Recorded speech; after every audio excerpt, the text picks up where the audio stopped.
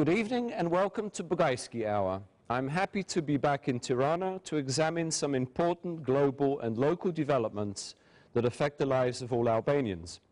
I will be answering questions also from our studio audience and discussing important issues with a major national personality.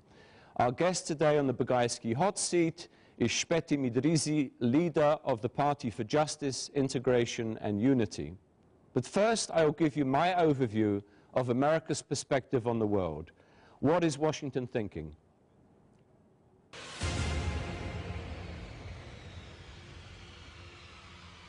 My subject today is what Europe means to America.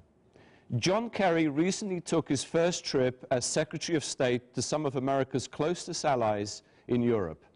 It spurred debate about the policy priorities of the second Obama administration. For some observers, Kerry's visit to Britain, Germany, France and Italy indicated that Washington's foreign policy is pivoting away from Asia and back towards Europe. After a first presidential term focused on the Pacific, Obama seemingly wants to consolidate several traditional relationships. Kerry's agenda included steps towards a free trade agreement between the US and the EU that would boost economic growth on both sides of the Atlantic. However, although Washington wants a stable, productive, and internationally engaged Europe, Europe itself is not the prime subject of America's immediate agenda. Kerry's diplomacy is focused on the conflicts in Syria, Mali, and Afghanistan, as well as the looming crisis over Iran and North Korea. In Paris, Kerry discussed American assistance for France's ongoing military operation against Islamist rebels in Mali. In Rome, Kerry concentrated on the crisis in Syria. In Berlin, he met with Russian Foreign Minister Sergei Lavrov, with a particular emphasis on Syria, Iran, and North Korea. Kerry's trip did not include two areas that were once important for US interests: Central Eastern Europe and NATO. He failed to visit Poland, which has been more militarily supportive of US policy in Iraq and Afghanistan than several traditional allies. He also left Brussels off his agenda, indicating that the Obama administration may no longer view NATO as a vital component of US strategy. Washington cannot rely on its allies for future combat missions. Indeed, the British-French operation in Libya and the French deployment in Mali would not have been possible without US intelligence and logistical support. Only America possesses the cargo planes and tanker aircraft to make such missions possible. While the Europeans continue to cut their defense spending, the proliferation of weapons after the Libyan and Syrian civil wars is encouraging militant Islamist movements in North Africa and the Middle East. It seems that Secretary Kerry will be too busy quenching fires to devote time to devising some grand new transatlantic strategy.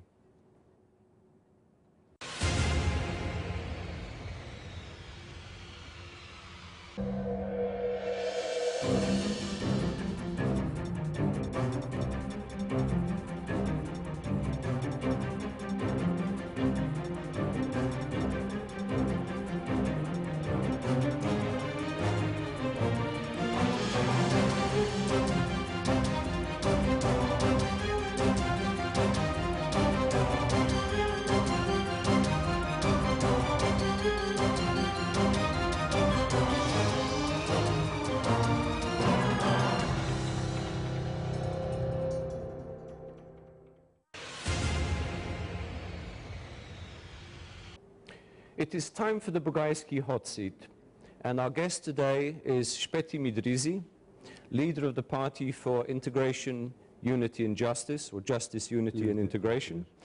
Welcome to the show.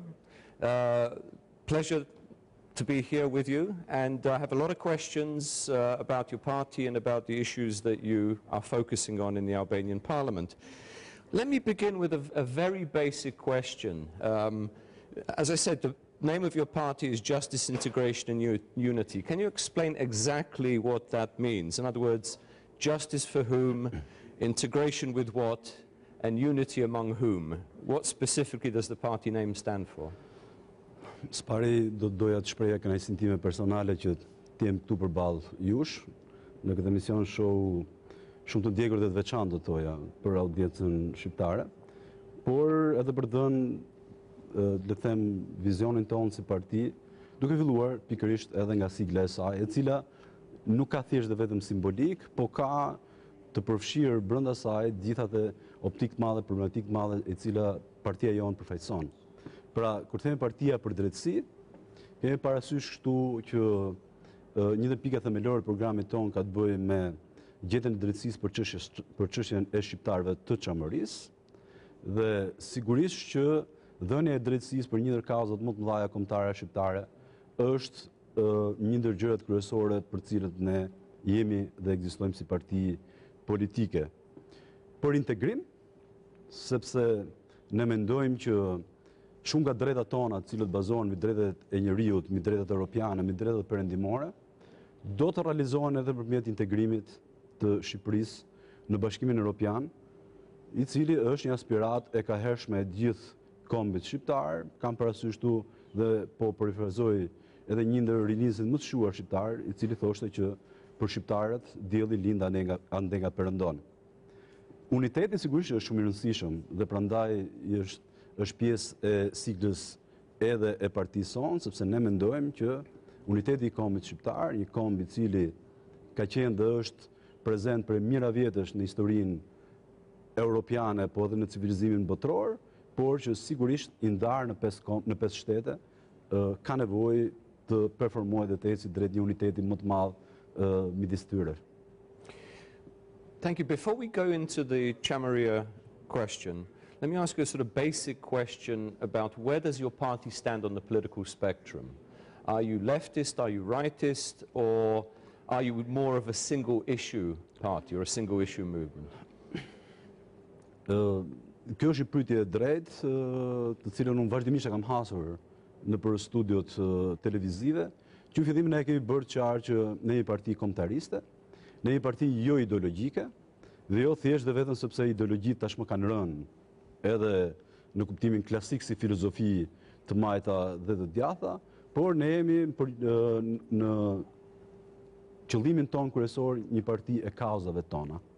Dhe ne mendojmë që kauzat të tilla patriotike kombëtare që janë pjesë e të gjithë kombit shqiptar, ka nevojë që të jenë gjithmonë prezent në qendër të politikës shqiptare, në parlamentin shqiptar, por dhe pjesë e maxhorancave.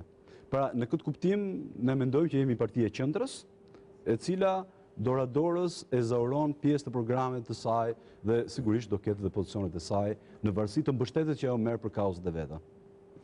Right, because you previously served under a socialist administration as head of Albanians customs, and your party is now part of the democratic government, democratic-led coalition dealing specifically with the Chamaria question, national question. So that transformation means that you are, in a sense, flexible politically in terms of the left-right spectrum.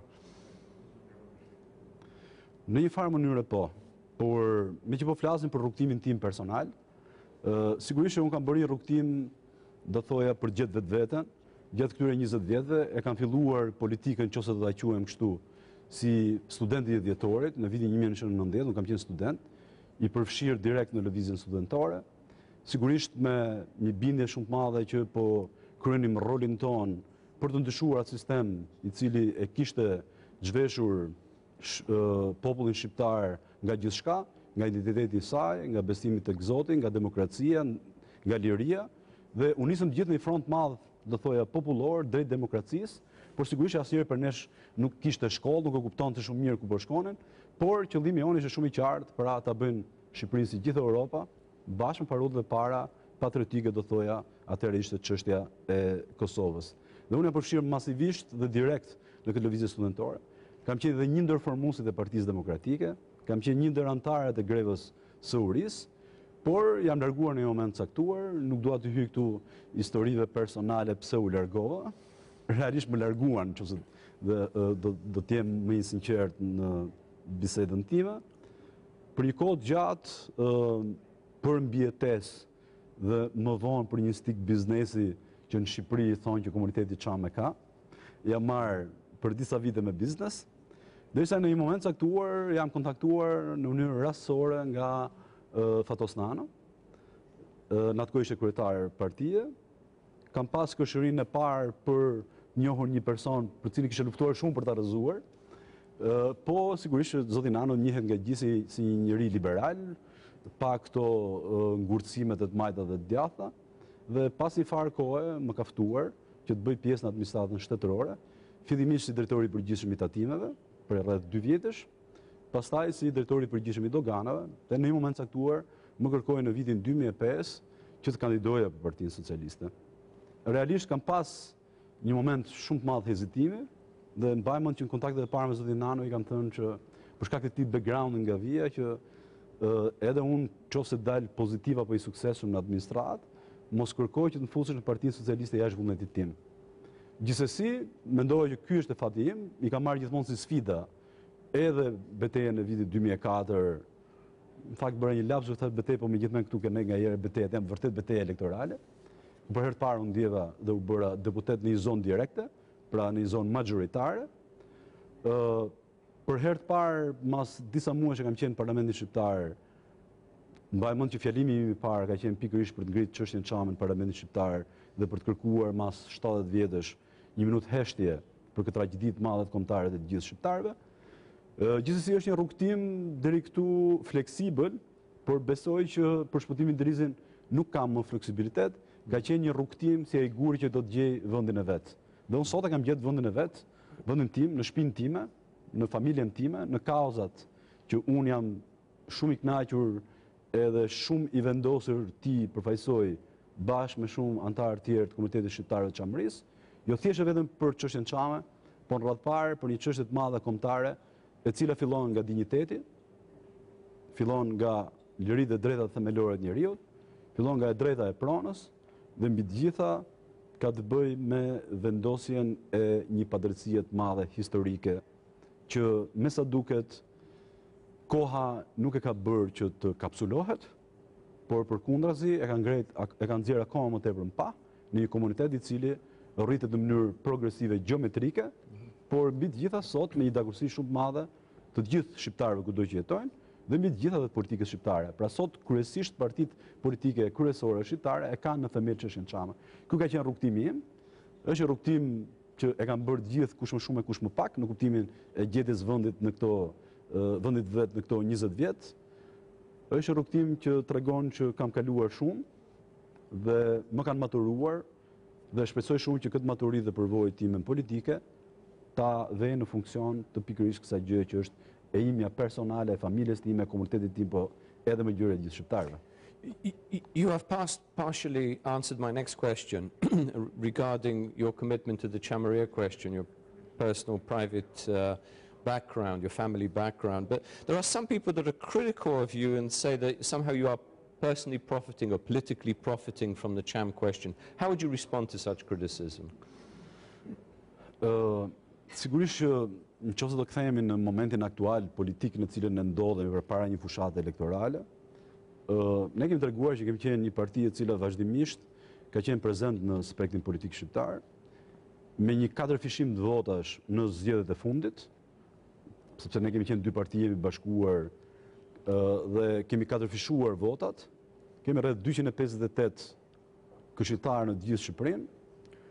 E them këtë jo thjesht vetëm për të dhënë një përgjigje pra që matja jonë është elektorale, janë votuesit ata që e vendosen, por besoj që në të gjithë ambientin politik, publik, shoqëror shqiptar, këto 3 vjet të fundit ka qenë koha e vendosjes së çështjes Çame tashmë nga periferia në qendër të politikës shqiptare. Dhe edhe parti politike si Partia Socialiste që nuk e ka pas në program tashmë e ka bërë pjesë rëndësishme të programit të saj, çështjen Çame, janë rreth 250 aktivitete të cilat kanë punuar jashtëzakonisht për të sensibilizuar opinionin publik brenda dhe jashtë Shqipërisë, por mund t'ju them që jemi një parti e cila kemi dhe rezultate të prekshme.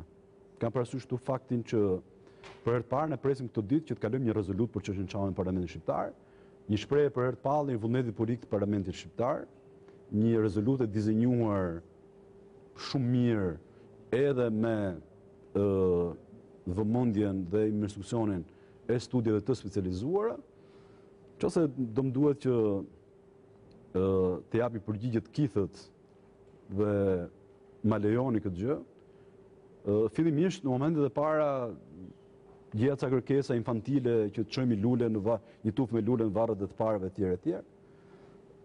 Kurse sot ne kemi një program qartë, shumë të mirë menduar kërkesash dhe rrugësh të zgjidhjes së çështjes Cham.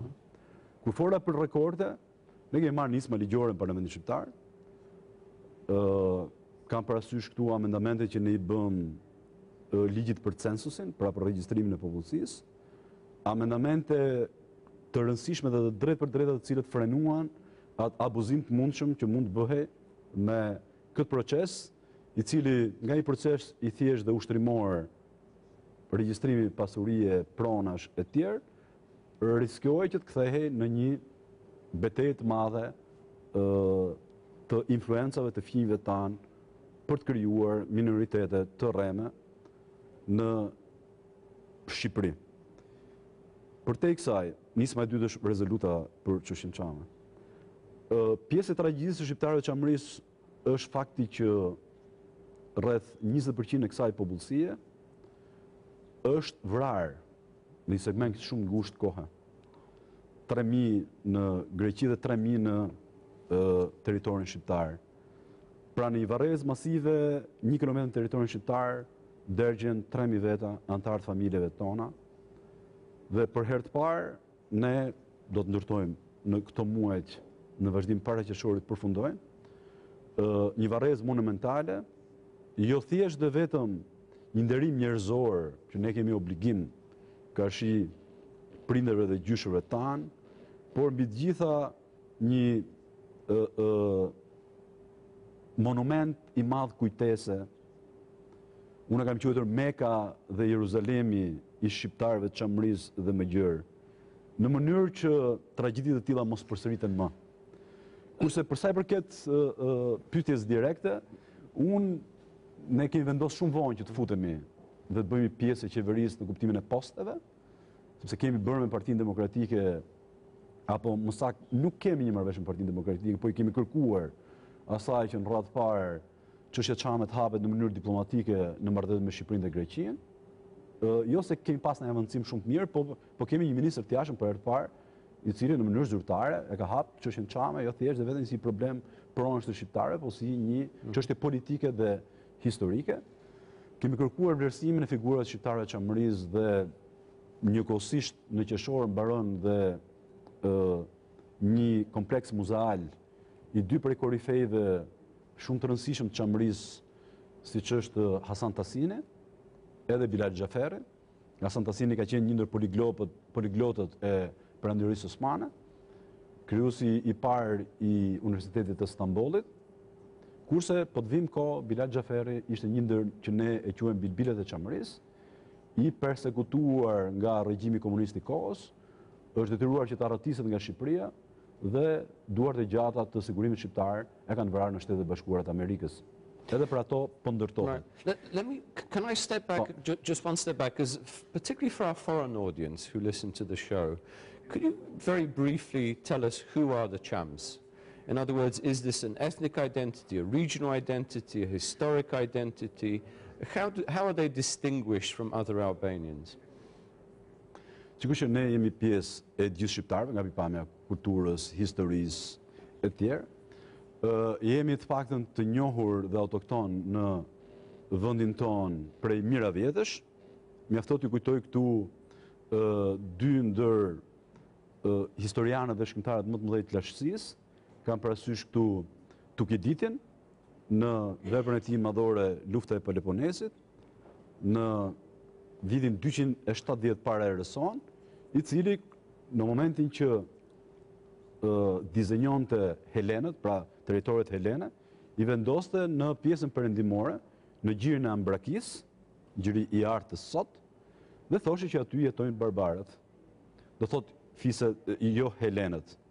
Madje në kufit e Helenëve dhe barbarët, në këtë rast janë shqiptarët e Çamërisë, është vendosur dhe lumi i Akeronit, lumi që i të vdekurve, pra kur njerëzit lejnë këtë botë me dy monedet e florit kalojnë në botën tjetër, i vendosur pikërisht në këtë territor sepse ishte fundi i botës së tyre. Por dhe Straboni në lidhje me gjeografia i përcakton pikërisht këtu kufit e Greqisë.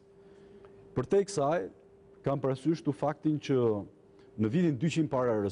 ka qenë shumë e njohur lidhja e mollozëve, e tre fisëve shumë dha iliro-pellazge, do thoja, kaonët, mollosët dhe pak më vonë kemi lidhjen e Piriote me Pirën e Epirit. Motra e kryetarit lidhjes së mollozëve ka qenë as më shumë, as më pak për nëna e Aleksandrit Madh. Dhe për këtë nuk ka ndonjë diskutim në histori, dihet që është nga kjo pjesë e Epirit. Don't spend too much on the history. Let's get to the present as much as possible. Nëse të kalojmë në të tashmen, pra desha të tregoj që për e mira vjetësh ekzistence, ky territor ka qenë në një kontinuitet shumë të madh jo helenik, por iliro-pellazgo-shqiptar. Derisa vim në momentin tragjik për gjithë kombin shqiptar, ku jashtë Shqipërisë politike u la gjysma e Shqipërisë, në vitin 1913, konferenca ambasadorëve mas luftës së parë ballkanike dhe luftës së dytë ballkanike dhe luftës së parë botërore, la jashtë territorin e Çamërisë dhe territorin e Kosovës, edhe një pjesë sot është në Maqedoni. Nëse flasim për përmasat nga pikpamja gjeografike, nëse Kosova sot është 10.800 km2, Çamëria është 9.500 km2. Kështu kësaj popullsie e cila u vendos nën autoritetin e shtetit grek, në vazhdimsi, në mënyrë të planifikuar, është bërë një genocid i filluar me spastim etnik. Kam tu parasysh faktin që direkt sa u vendos në atë administrimin grek, asnjëherë nuk e lejua që ne të kishim identitet dhe të ruanim identitetin tonë kombëtar, pra flamurin shqiptar, gjuhën shqipe, s'ka pas kur shkolla.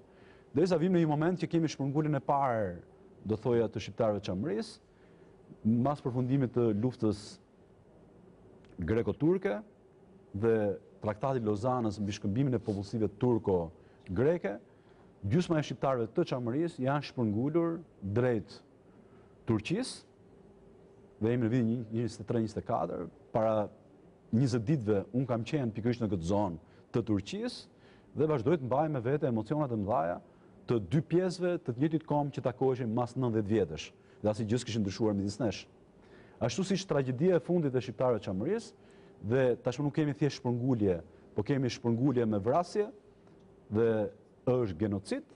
Më vjen keq që atë kohë nuk ka pas NATO apo media për të njohur shumë mirë, po faktet historike janë aty ku, siç u thash, 20% e popullsisë u vra në një fragment shumë të ngushtë kohe dhe pjesa tjetër u shpërngul në drejtim të Shqipërisë. Babai im është një ndër ata njerëz që ka bërë këtë rrugtim, i cili ka qenë 2 vjeç në momentin që ka ardhur në territorin shqiptar. Pra, briefing shumë shkurt, kjo ishte si nga pikpamja historike çka ka ndodhur me shqiptarët e Çamërisë.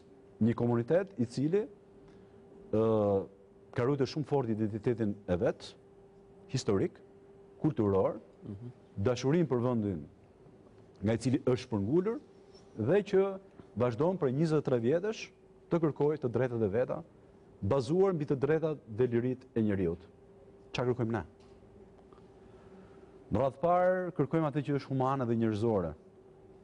Kërkojmë që shteti grek të kërkojë një falje të madhe publike për atë që ka bërë në kontekstin e kohës. E kanë bërë dhe bëjnë përdit kombe të qytetëruara dhe shtete të qytetëruara. Kërkojmë rikthimin e pronave. Dhe sot pronat e shqiptarëve të Çamërisë bëhen peng nga statusi të paqartë, siç është ligji i luftës midis Shqipërisë dhe Greqisë, apo diskriminime që kjo popullsi ka pësuar edhe nëse do të mbështeten mbi ligjet greke për shkak të kombësisë. Pra, të shpërngulit e Greqisë, si ata komunistë, si ata që kanë qenë kuisling, dhe Greqia ka pas pafund. Në vitin 1978 dhe 82 janë bërë 2 amnisti për popullsitë e shpërngulura dhe kanë fituar të gjithë të shpërngulërit, refugjat lufte, le t'i quajmë siç ishin edhe shqiptarët e Çamërisë, të gjithë të drejtat civile, pronësore, të kthehen në shtëpitë e tyre, por në këtë amnisti thohet që përfitojnë shtetësit grek me kombësi greke. Kurse shqiptarët e Çamërisë kanë qenë qytetarë dhe shtetas grek me kombësi shqiptare. Pra, edhe përjashtimi nga kjo amnisti është bërë në kundërshtim me drejtat e njerëzit, sepse dhe konventet europiane drejtat e njerëzit me të drejtat e përbotshme me të cilët sot njerëzit tregojnë dignitetin e tyre dhe marrin pjesë në demokracinë dhe lirin, pra mos diskriminimi për shkak të racës, kombësisë apo fesë. Në këtë rast, ne jemi diskriminuar për shkak të kombësisë. Gjithsesi, ajo që So let me try, amongst the Cham demands, it's restitution, acknowledgement of what happened earlier in the 20th century, return to ancestral lands to visit. Are there any territorial demands here? Any irredentist demands, which is always the fear in the region? Besoj që është një pyetje që gjatë gjithë rrugtimit, jo të sotëm politik, të shqiptarëve të Çamërisë, po në 23 vjet, sepse ne mbështetemi mbi një betejë shumë të madhe që ka bërë shoqata Çamëria. Është shoqata e parë pluraliste kombëtare në Shqipëri e themeluar me vendosjen e pluralizmit në vitin 1991. Dhe në asnjëherë në diskursin ton politik, të shkruar apo të folur, ne nuk kemi kërkuar ndryshim kufish. Ne kërkojmë që të kthehemi aty ku kemi qenë. Madje, në moment caktuar ka pas dhe një moment detante gjatë kohës së mbretit Zog, ku për shqiptarët e Çamërisë u diskutua për herë të parë që ata të merren dhe statusin e minoritetit në Greqi, të hapin shkollat shqipe, që janë një gjë normale sot në botën e qytetëruar, dhe ne pikërisht këtë kërkojmë, të kthehemi në pronat tona dhe sigurisht të jetojmë me gjuhën tonë, me të drejtat tona, një drejt normale. And to become Greek citizens? Sigurisht, në sensin që Greqia ka kërkuar Shqipërisë që të mbante dy shtetësinë. Dhe edhe Shqipëria ka, shtetet shqiptare kanë drejtën që kenë dy shtetësi. Sigurisht që kjo është i drejta jona, dhe unë besoj në mënyrë individuale kushta të dëshironte të bëjë shtetas grek, kthehej në shtëpinë e tyre, ta kishte këtë mundësi. Nuk e marr si bjerje nga identiteti kombëtar nëse shqiptarët e Çamërisë bëjnë qytetar grek, sepse në fund fare bëhet fjalë që të jemi qytetar europian, paktën ne konsiderojmë vlera të gjithë komunitetin europian, mund të kemi këtu diskutime sa të duash, por në radhë parë jam i bindur që duhet kthehemi me një shqetësi të dyfisht dhe mbi të gjitha të ruajmë kulturën, identitetin, gjuhën shqipe, shkollat shqipe, në një vend të Bashkimit Evropian. What would happen to the Greek population that was settled in this area, in the Cham area, in terms of the property, the land that they subsequently received after being settled there or after moving there? In other words, if there is compensation for the Chamaria population, what happens to the Greek population? Ajo që ka ndodhur faktikisht sot në Greqi me pronat e shqiptarëve të Çamërisë, është në radhë parë që ata nuk janë tërheqësuar nga pikpamja pronësore. Por janë dhe ekzistojnë në përdorim të shtetësve dhe kolonëve kryesisht të ardhur gjatë viteve, siç u thanë, të shkëmbimit të popullsisë. Dhe kjo është i treguesi qartë i hapësirës juridike që ka për çështjen pronësore të Çamërisë. Pjesa tjetër e pronësisë të shqiptarëve të Çamërisë mbahet në sekuestër konservative, pra në ngrirje, për shkak të ligjit luftës që ekziston midis Shqipërisë dhe Greqisë. Pra ngrirjes së pronave të shteteve shqiptare në Greqi. Realisht, në moment që është vendosur ligji i luftës në vitin 1940, shqiptarët e Çamërisë nuk kanë qenë afektuar nga ligji i luftës, sepse ishin shtetas grek. Por në momentin ku në mënyrë masive dhe në blok, në fund të luftës civile greke, Greqia hoqi kësaj popullsie, si babait tim 2 vjeç, ashtu dhe gjithë tjerëve, në shtetësinë greke, për disa vite shqiptarët e Çamërisë kanë qenë me statusin e refugjatit luftës administroheshin nga undra, pjesë e OKB-s, me statusin e refugjatit luftës. Dhe vetëm në vitin 1956, 6 vullnetit tyre prap, Shteti Komunist i Kosovës i dha në shtetësinë shqiptare. Në moment që morën në shtetësinë shqiptare, ata u bën pjesë e ligjit luftës i cili është sot e kësaj dite në fuqi. Pra, heqja e ligjit luftës, që është një ndër kërkesat themelore dhe në rezolutën tonë, do të zhbllokonte të gjithë pronat tona, të cilat, siç u thash, janë në përdorim dhe jo në pronësi të kolonëve të ardhur apo atyre që janë vendosur në territorin e Çamërisë. We will break briefly now for some adverts.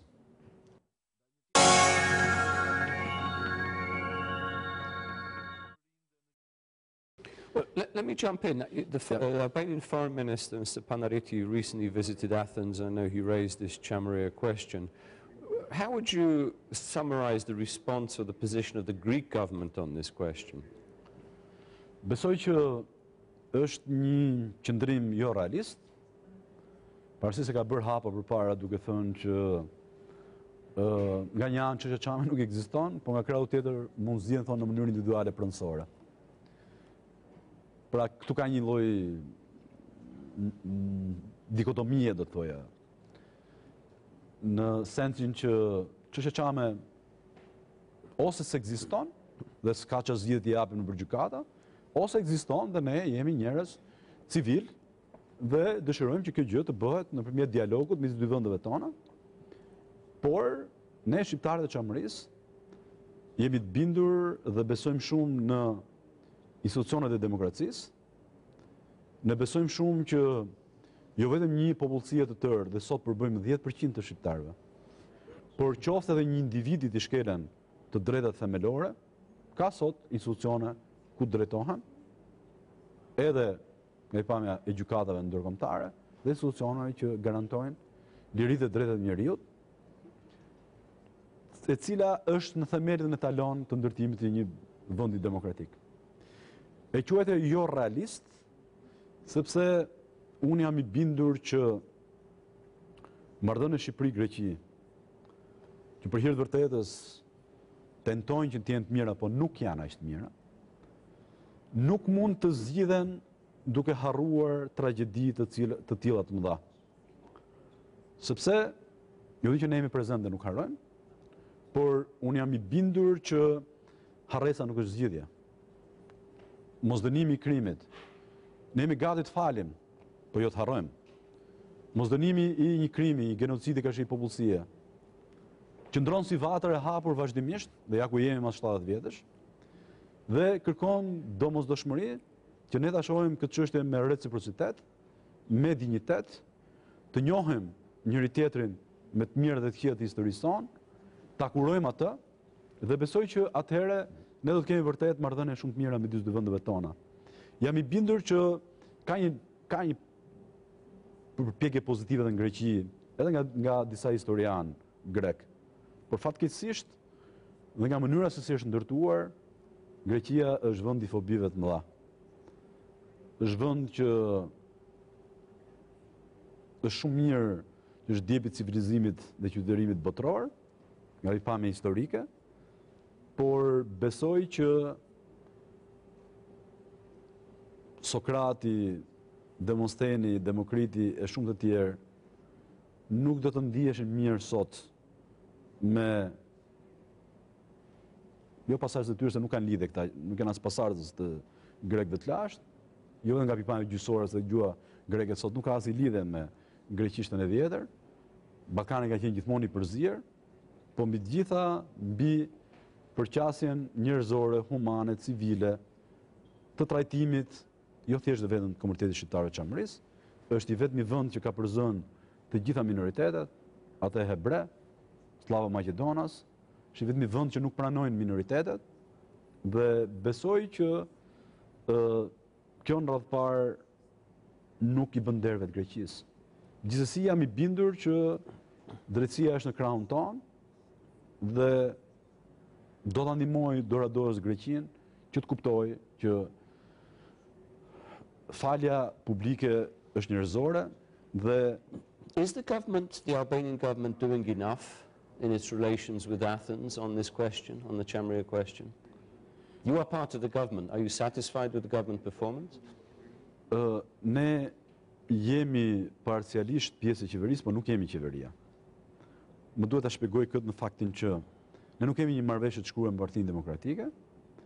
Kemi vënë para saj disa kërkesa politike, siç është rezoluta, hapja e çështjes Chame, ngritja e varrezave të llogjerit, ngritja e një kompleksi muzeal për Hasan Tasinin dhe Bilal Xhaferin, figura qendrore të shqiptarëve të Çamërisë, riaktivizimin e traktatit të miqësisë, pjesë edhe e rezolutës, por në 2 vjet të fundit kemi marrë disa të ashtu quajtur poste,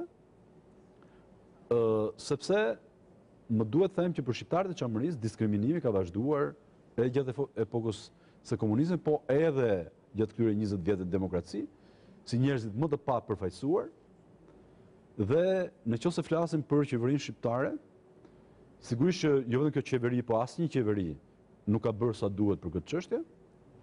Kjo ka qenë arsyeja sepse shoqata Çamëria, siç thash, shoqata e parë patriotike e krijuar në vitin 1991 në Shqipëri, nga burra dhe prindërit tanë patriot, vendosi në vitin 2004 ta kthente një parti politike, sepse politika shqiptare, partitë e mëdha, e kishin përdorur, do thoya, këtë komunitet si serbator votash, por nuk kishin bërë pothuajse asgjë për çështjen Çame, përveç disa deklarimeve. Momenti i krijimit të Partisë për Drejtësi dhe Integrim, pastaj kemi pas një bashkim 2 partive, ka qenë në vitin 2004, kur në mënyrë të paimagjinueshme sot, Parlamenti i shqiptarëve i Shqipërisë rrëzoi apo nuk bëri quorumin e nevojshëm për çështjen Çame.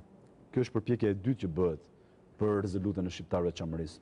Ky moment ishte një lloj ndërgjegjësimi i komunitetit tonë për të kaluar nga një shoqat në një parti politike për qenë vetë dalës zot. Where does the resolution now stand? Is it likely to be approved? Unë jam i bindur në mënyrë absolute që ajo do të votohet. Dhe para disa ditësh, rreth 10 ditësh, unë kam mbrojtur rezolutën Çame në komisionin e jashtëm, pra ka filluar diskutimi në komisionin e jashtëm dhe besoj që në ditët vazhdim, maksimalisht javën që vje, do të filloj diskutimi për gjithë dokumentacionin e rezolutës për shqiptarët e Çamërisë, për ta bërë gati për ta kaluar në seancë plenare. So it's likely to be adopted, you think, before the elections or after? Pa dyshim përpara zgjedhjeve. Pra do ta quaja totalisht të parsyetuar qëndrimin e dy partive kryesore politike, në qoftë se do ta shtynin për në kalendat greke dhe siç është lënë dhe dakord të mos bëhej brenda kësaj legjislature. Unë personalisht e kam lidh fatin tim politik me këtë rezolut, e cila ka qenë qëllimi im kryesor bashkë me varrezat e llogjerit, duke thënë që në qoftë se rezoluta nuk miratohet, unë do të jap dorëheqjen si kryetar partie, radhpar si pamjaftueshmëri, por edhe si protestë e drejt për drejt ka që 2 partive të mëdha, të cilat e kanë program çështjen Çame, janë dakord me çështjen Çame. Me gjithë deputetët unë kam biseduar personalisht, sigurisht që i kanë një test të parsyetuar për të madh, për të kuptuar se sa kësaj radhe do të jenë në influencën direkte dhe ndërhyrje direkte të shtetit grek. Dhe këtu nuk po flas thjesht dhe vetëm për të thënë, por mjafton të kujtoj faktin që para disa kohësh ministri jonë i jashtëm ka deklaruar në një media, pra publikisht, që ambasadori grek në Shqipëri i ka kërkuar në mënyrë direkte dhe zyrtare mos miratohet rezoluta Çame. Pra llogaritësa normale është ka qenë këtë vend që shteti grek të ndërhyjë, të interferojë, të kërkojë palës shqiptare, përveç ujëra, varreza, historira pafund, por edhe të mësoj, të instruktoj apo ti kërkoj politikanëve shqiptar, politikës shqiptare, që mos miratojnë një rezolut për çështjen Cham. Pra, nëse kjo ndodh, pra shteti grek të jetë më i fortë për interferuar në politikën shqiptare, atëherë për mua personalisht do jetë një gjë e pamenduar dhe nëse do ta dija përpara, nuk do ta adresoja në parlament rezolutën, sepse ky nuk do të ishte më parlamenti i Shqipërisë dhe i shqiptarëve. Megjithëse bindja ime ka qenë që po i adresohen parlamentit të Shqipërisë dhe shqiptarëve, dhe për këtë arsye e kemi paraqit rezolutën. How flexible will you be in the elections in terms of coalition partners, both for the election campaign and subsequently when the government is formed? Have you made your mind up which way which are the major parties you will be in coalition with? Gjëja e parë që ne po vlerësojmë është qëndrimi i partive politike kërkësi rezolutës për shqiptarët e Çamërisë. Padyshim është një kondicion i madh. Çdo forcë politike, flas për dy forcat e mëdha që nuk do ta mbështesë këtë rezolut, absolutisht nuk do të afrohet që kërkojë mbështetje apo bashkëpunim me ne. Por duke qenë të bindur që të dy krahët do ta votojnë këtë projekt rezolut, ne jemi duke eksploruar në të gjithë spektrin politik shqiptar, duke analizuar të gjitha ato faktorë që do ta varitizonin votën tonë dhe do ta përkthenin më mirë në mandate politike. Sepse kodi jon elektoral është një kod në start i deformuar në valencën e votës së çdo shqiptari, pra vota e shqiptarit nuk ka të njëjtën vlerë në Kukës, në Tiranë dhe në rrethet e tjera. Është një sistem i bërë me dakordsinë dhe vetën e dy partive të mëdha. Është një sistem zgjedhor që do të administrohet nga dy partitë të mëdha, të cilët sa radhë i ftojnë të marrin edhe përgjegjësi. Sepse herë tjetër nuk e di ku janë kërku. Gjithmonë kanë administruar dy partitë të mëdha dhe kësa radhë kanë vendosur vetën për të administruar vetë, dhe sigurisht në radhë parë për të deformuar votën e shqiptarëve dhe në radhë dytë për të zhdukur të ashtu quajtur rat parti të vogla. E thënë kështu, kam parasysh faktin që partit e njohin tashmë terrenin se ku po veprojnë dhe do të gjejnë të gjithë rrugët e mundshme që atë që nuk ja u dha, ja u mohoi ligji elektoral me ndërhyrjen e dy partive të mëdha, ta gjejnë nëpërmjet korridoreve, hapësirave, aleancave të mundshme për, siç u thash, variotizuar dhe për të nxjerrë peshën reale specifike për kthyer në mandate. Dhe PJIU-ja është duke eksploruar në këtë ambient. Let me ask you, in terms of potential partners, particularly on the Cham question, you are very close to the Red and Black Alliance. You've both been very vociferous on this question. Is there a closeness between these two parties, would you say, between your party and Red and Black? Not just on this question, but on other questions. Në fakt, më kujtohet kur krijoha për herë të parë partinë politike në vitin 2009, e kisha qenë fillim qartë që jo vetëm do mbështetesha mbi historinë, tragjedinë, atë ndërgjegje të vrarë të një komuniteti të tërë, pra një nevojë absolute për ndjenjë patriotizmi, identitetit fort dhe përkatësie, por mbi të gjitha nevoja që kishte politika shqiptare për të pas një fill patriotik. Dhe kam quajtur që në fillim edhe programin ton patriotizmi pragmatist shqiptar. Rëndom më bëheshin pyetje në shtator të vitit 2009 se është e dalë mode, jashtë mode, një parti patriotike nacionaliste.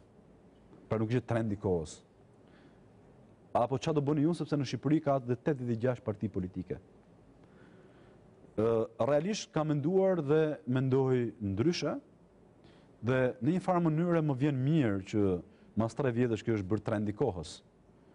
Pastaj diferencat janë të dukshme midis nesh, rrugët për qasja janë të ndryshme.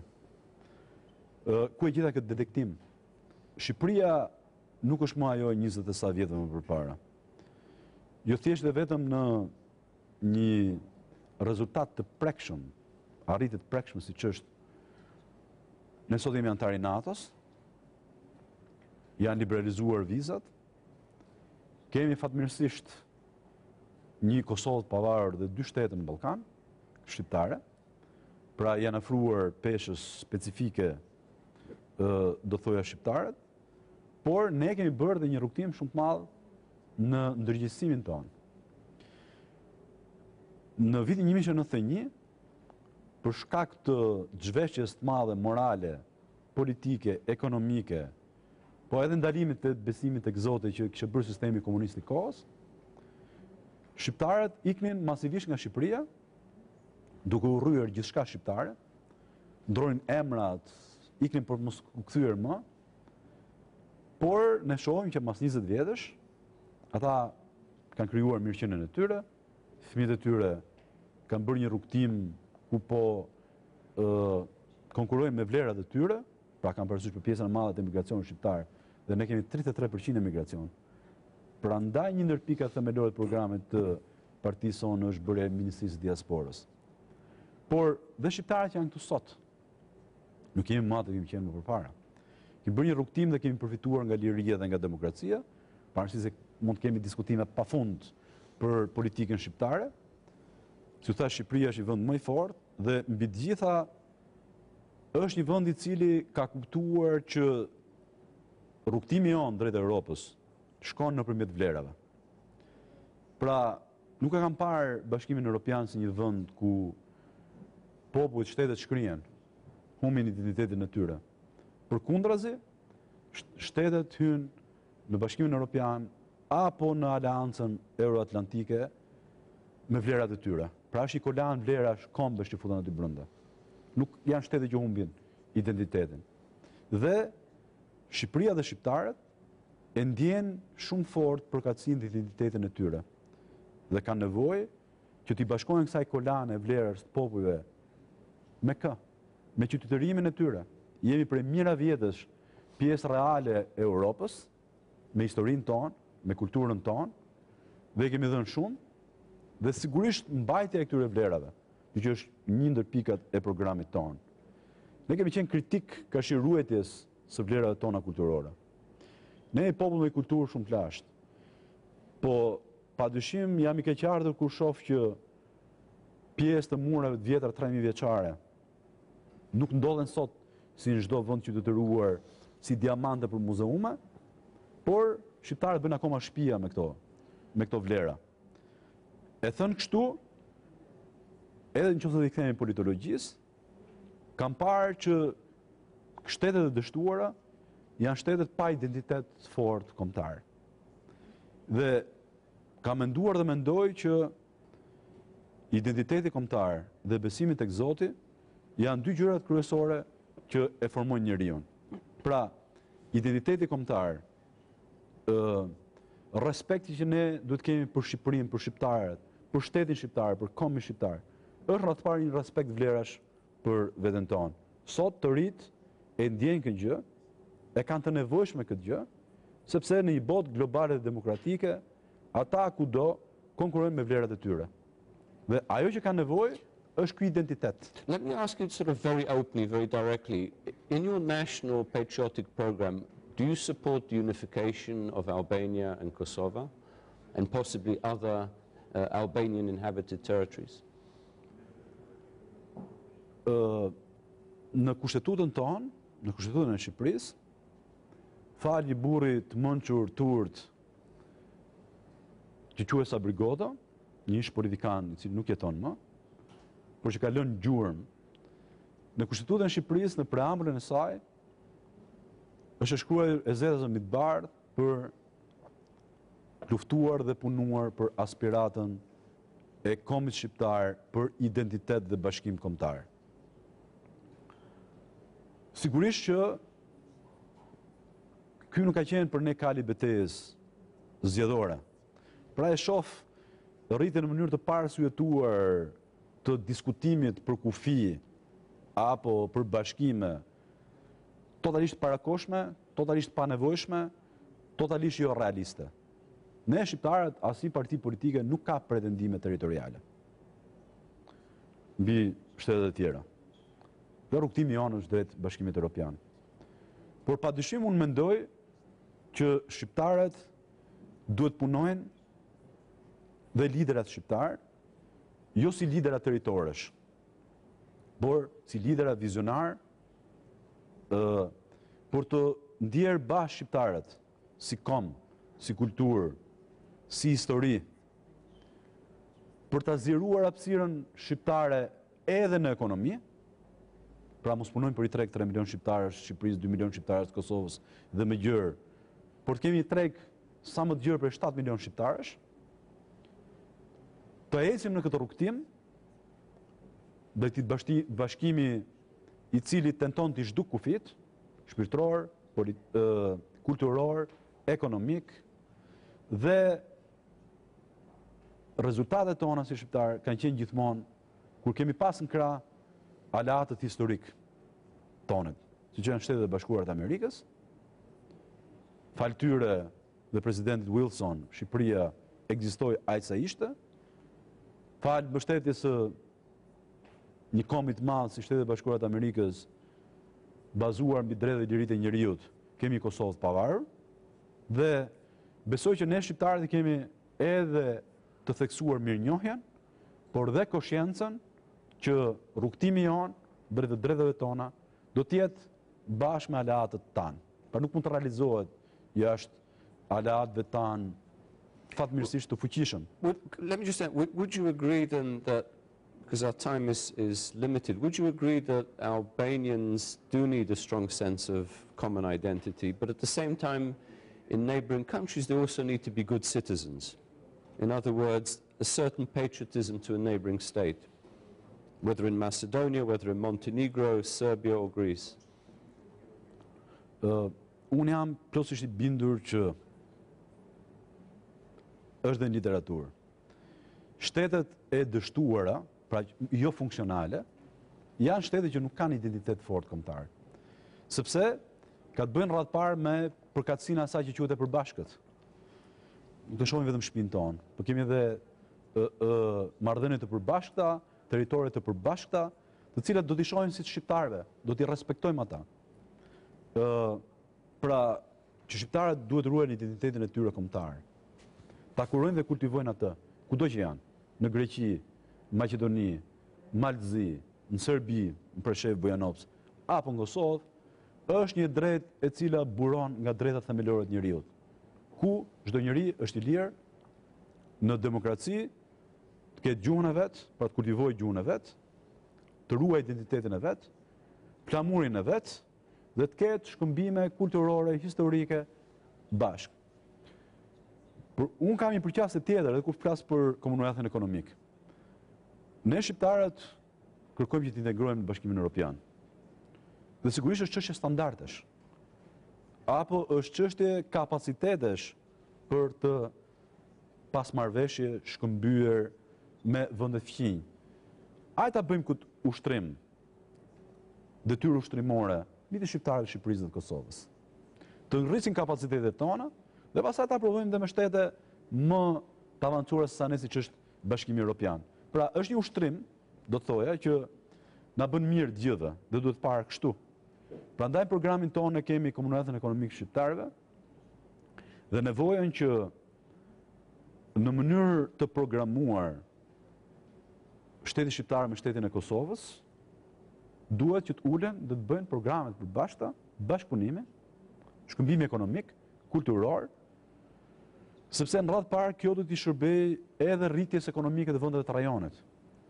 Shqipëria, Kosova pa Shqipërinë, pra pa daljen në Shqipëri, do të ngeli si Maqedonia, një vend I pazhvilluar, sepse ne e dim shumë mirë që një shtet ekzistoi, ka nevojë për një pozicion gjeografik të favorshëm, të mjaftueshëm, për një numër popullsie të mjaftueshme dhe për resurse të mjaftueshme. Të dy këto vende janë në limite. Would this be an economic commonwealth you're talking about, or a political, administrative commonwealth? Kam qenë shumë i vëmendshëm dhe i qartë në provokimin, në kuptimin e termit, por jam duke folë për një bashkim ekonomik. Pra, për një integrim të ekonomive të territoreve shqiptare, le të theme, me njëra tjetrën, që do të bëjë një treg shumë më të madh. Pra një treg për 7 milion shqiptarësh. Nuk mund flasim ne sot për bërë referendume për bashkimin Shqipëri-Kosovë, e shoh totalisht të panevojshme, irracionale, jo të zbatueshme, se kanë bërë shqiptarët e Kosovës dhe në thënjishin referendume të tilla, kur ne nuk po zgjidhem akoma krizën e patatës. Pra zihen në marrëveshje doganore dy shtetet tona për patatën kush do e prodhoj apo si do kaloj me barriera doganore. Pra, ne kemi shumë gjëra dhe hapa për shkuar përpara. Duhet në radhë parë që ekonomia shqiptare dhe Kosovës të kuptojë se kush do jetë profili i saj. Pra kush janë avantazhet konkurruese të ekonomisë shqiptare, kush janë avantazhet konkurruese të ekonomisë së Kosovës dhe ekonomitë tona të jenë kompetitive. Më lejoni t'ju them vetëm një fakt. Ne jemi në fushat elektorale. Dhe sigurisht që inflacioni i premtimeve ekziston. Po këtu ka lidera politik të cilët premtojnë që nëse do vinë pushtet apo do jenë në 4 vjet e ardhshme, do të punësojnë nga 500.000, 600.000, 700.000 deri në 1 milion veta. Në një popullsi prej 3 milionë e gjysmë banorësh, kaq na nxori censusi. Çfarë duhet themi ne kur para 6 muajsh në Francë, në shtet 75 milionësh, në debatet që bënte presidenti Holland me Sarkozyn, flitej për 100.000 të punësuar në programet e tyre elektorale. Këta dy burrat mëdhej debatonin në një Francë 75 milionëshe që do fusin 100.000 veta në punë, ne këtu me 3 milionë e gjysmë banor bëjmë fjalë që po erdhi njëra apo tjetra, do të punësojnë 700.000, 1 milion veta. Për mu ka vetëm një rrugë, aq sa jam edhe ekonomist. Ka vetëm një rrugë reale të punësimit, bërje tregjeve më të mëdha. Pra komunitë shqiptare nuk do të prodhojnë vetëm për Shqipëri, po edhe për Kosovën, edhe për Maqedoninë. Tregje të dyfishuara dhe të trefishuara. Ekonomi kompetitive. Po që tjetë ekonomia kompetitive ka nevojë për researche. Kush janë avantazhet e Shqipërisë? Çfarë do jetë Shqipëria? Do jetë vend i turizmit? Sepse sot ne themi do bëjmë turizëm, 20 metra, 10 kilometra më tutje jepen leje për fabrike çemente për shkakun. Mund të jetë kështu, ha? Po e gjitha duhet vi e studiuar. Prandaj thashë ka nevojë për një diskutim të madh publik real. Kush është profili ekonomik i Shqipërisë? Kush janë avantazhet konkurruese? Le të bim dakord për një moment që do jetë turizmi. Atëherë shumë mirë, investimet shtetërore të drejtohen drejt turizmit, sistemi fiskal të krijojë tax holiday për sistemin e turizmit dhe kemi duke ndërtuar një gjë të me koshiencë plot që këto janë avantazhe konkurruese.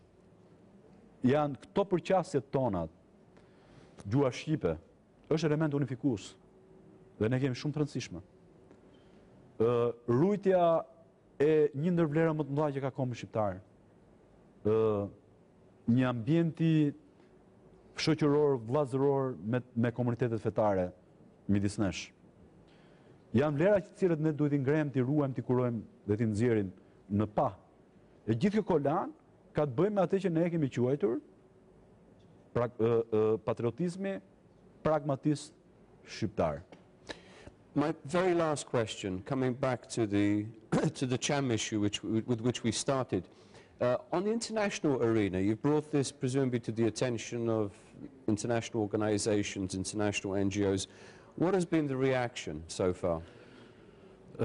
Realisht, ajo që unë kam kuptuar është që shtete me fuqi propaganduese shumë të madhe, siç kanë qenë fqinjët tanë, kanë parasysh Greqinë edhe Serbinë, kanë arritur që të përmbysin të vërtetat mëdha.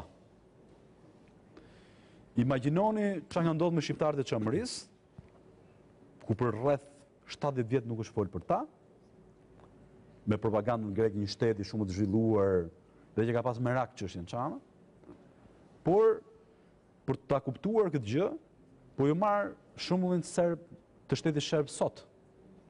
Imagjinoni që para disa vitesh, për shkak të krimeve të kryera në Serbi, në Kosovë, shteti serb ishte në një pozicion shumë të disavorshëm ndërkombëtar dhe mas disa vitesh me raportin e Dick Martit,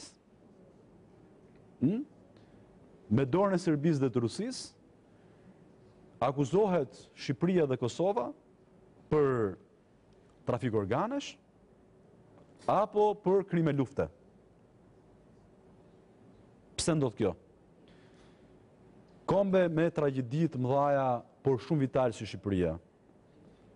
Herë zen amnezia. Harresa. Jo kot hebrejt kanë muzeumët e Holokaustit. Jo thjesht dhe vetëm për të respektuar atë që ka ndodhur me këtë popullsi në mënyrë tragjike, por që kjo mos ndodh më në botën e qytetëruar. Prandaj duam dhe ne dënimin e genocidit për shqiptarët e Çamërisë dhe vëren kapak me një falje. Ne falim, ju thash, por nuk harrojmë. E thënë kështu,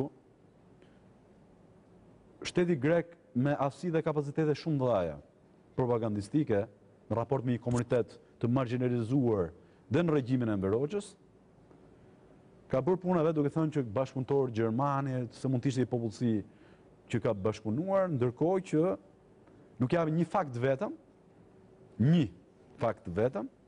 ndërkohë që dihet që në zonën e Çamërisë, batalioni Çamëria, çetat partizane, ishin pjesë e partizanëve grek. Por për t'i vënë kapak, po jap vetëm një argument. Kriminali i cili masakroi në fund të luftës së dytë botërore, pra në moment lufte, shqiptarët e Çamërisë, Napoleon Zerva, në vitin 1956, pra masi fituan forcat nacionaliste në Greqi, ishte pjesë e qeverisë greke. Dhe ka qenë Shtetet e Bashkuara të Amerikës, Departamenti i Shtetit, i cili ka bërë një protestë direkte, ka qenë shtetit grek, duke thënë që ky njeri, i cili është i akuzuar sepse masakrat kërkë shqiptarëve të Çamërisë janë bërë në sy të misioneve britaniko të aleatëve, është i njeri i cili ka masakruar një popullsi të pafajshme dhe s'mund të jetë ministër. Dhe njeri ka dhënë dorëheqjen nga ky fakt. Nga krau tjetër, sot në Igumenicë është një përmendore e madhe e këtij Napoleon Zervës, e cila është përmendoria e turpit. Por ne shqiptarët e Çamërisë vazhdojmë të besojmë tek vlerat e demokracisë, tek drejtat e njerëzit, tek institucionet demokratike dhe po punojmë në këtë flamur ta tregojmë kush është çështja Çame, faktet për të dhe po ju them vetëm një reagim. Të dikujt i cili më tha në kancelarit europiane për të më gjërë, është e jashtëzakonshme se si kjo histori nuk njihet. Ne nuk e dim. Në këtë kuptim kemi akoma shumë punë për të bërë. With that, thank you very much. We've come to the end of the show. Shpëtim Idrizi, thank you. I will certainly keep my eyes open and focused on the Çamëria question, amongst other questions. Thank you again, and hopefully we'll have you back at some future date. It was my pleasure to be here, and it was one of the best interviews that I make, and so I am very glad to be here and to discuss again with you for the Cham issue. I'm sure this issue will be discussed, I will discuss again in the future. Again, thank you very much. We'll break briefly now for some adverts.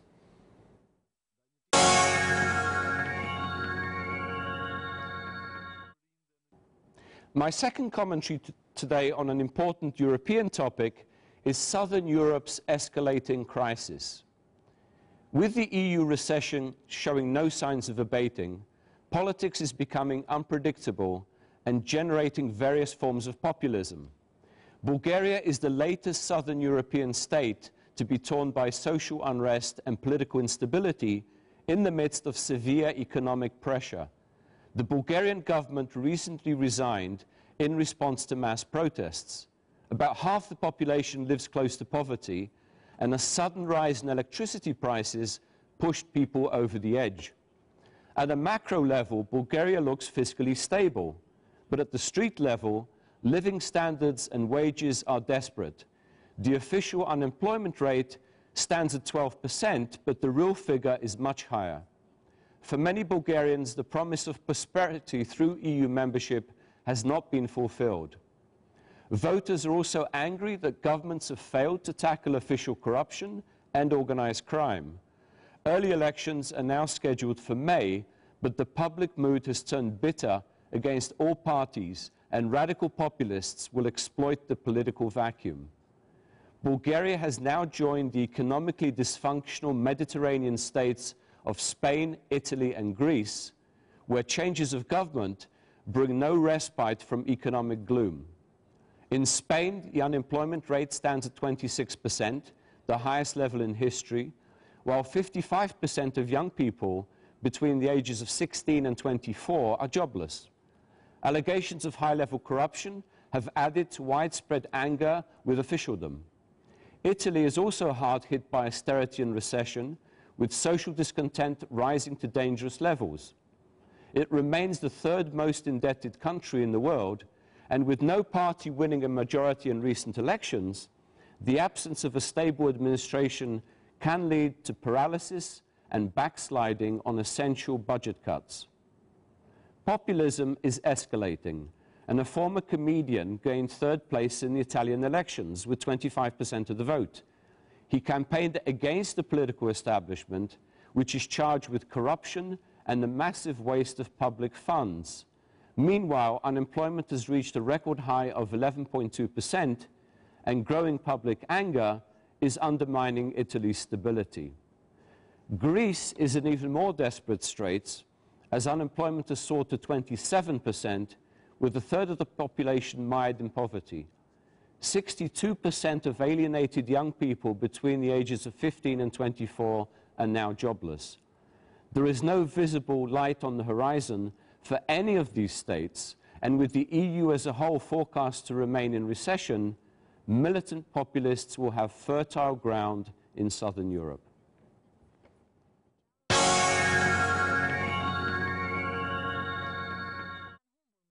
It is time now to involve our studio audience for a discussion about politics and world affairs. Today, present in the studio is the Club of the Young Patriots. What is on the minds of Albanian citizens? Please. Let me stand up, get a bit closer to you, so I can hear everything you're saying. Please, why don't you go ahead with the first question? Hello, my name is Yetmir Mola, and I have a question. So, Mr. Idrizi mentioned the resolution of the Cham issue presented in the Albanian parliament as a momentum on the goal to retain the human rights of the Cham people. So, what do you think of its importance? And do you think it will pass in the Albanian parliament? Thank you. Well, let me start with the second part of the question. Whether it will pass or not, I'm not sure. It's the middle of the election season.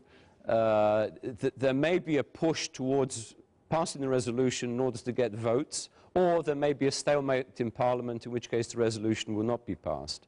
In terms of the larger human rights question, one needs to compare the Cham issue, I think, to other parts of Central Eastern Europe after the fall of communism. This isn't the only question that hadn't been resolved under communist rule.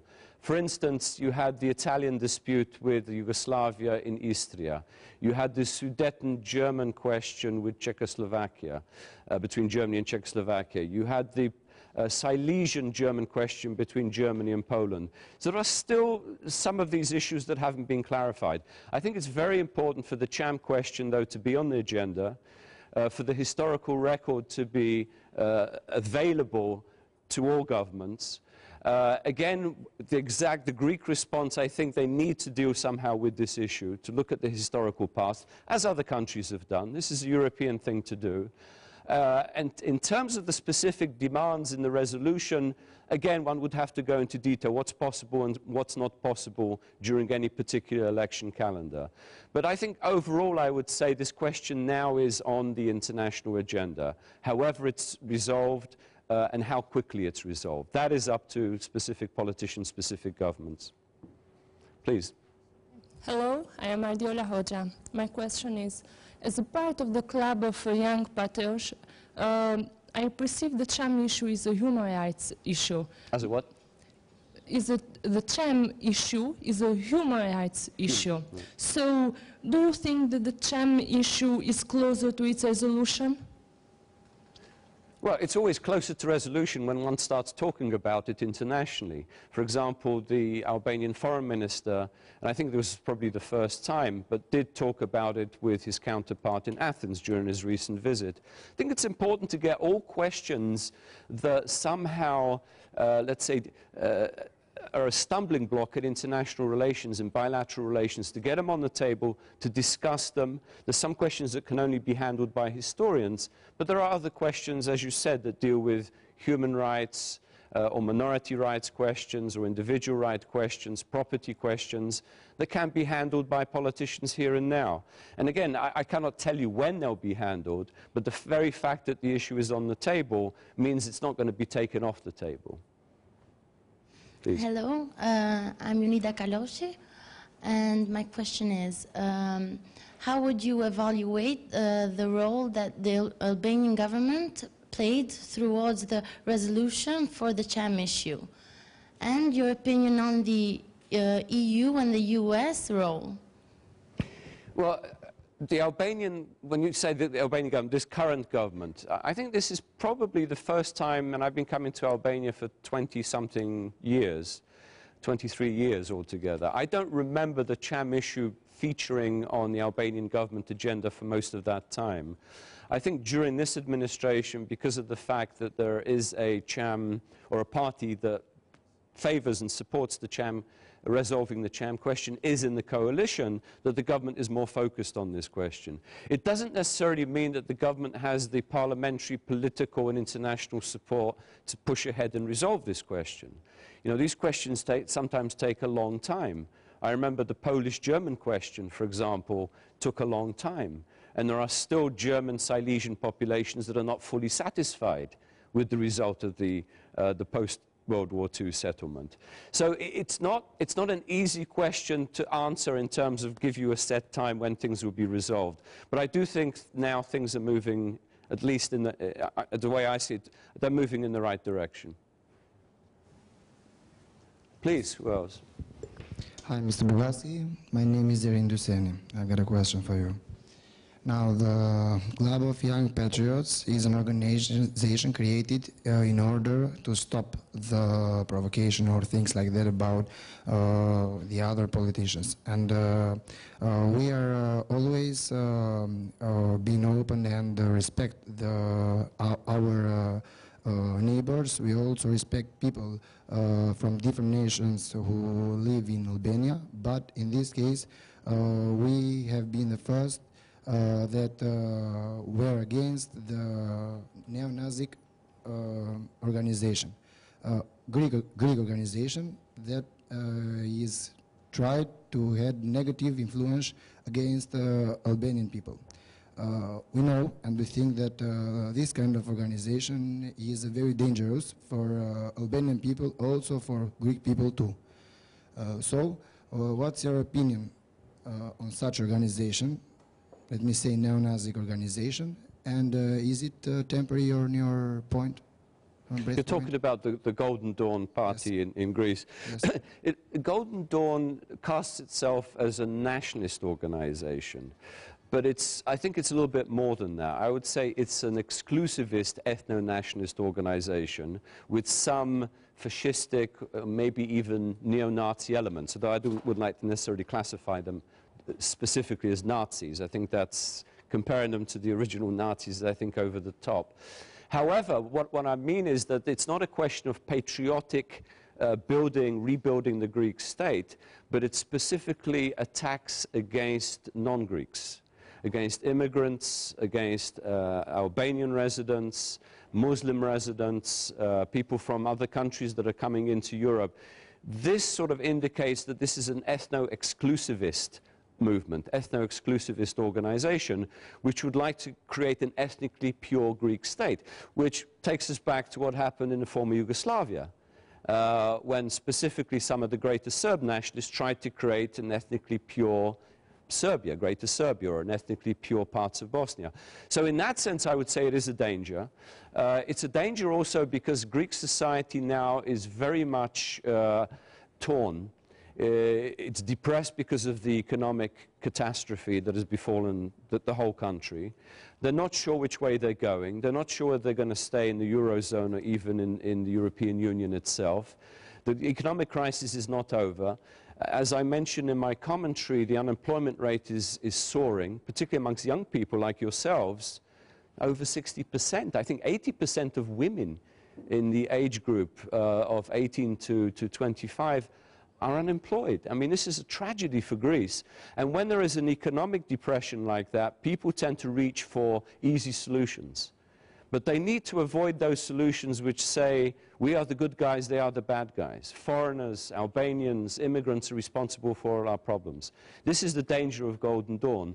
And the bigger danger is if the continuing economic crisis generates even more social discontent against this government, the popularity of this party will grow. And it could serve as an example for other countries.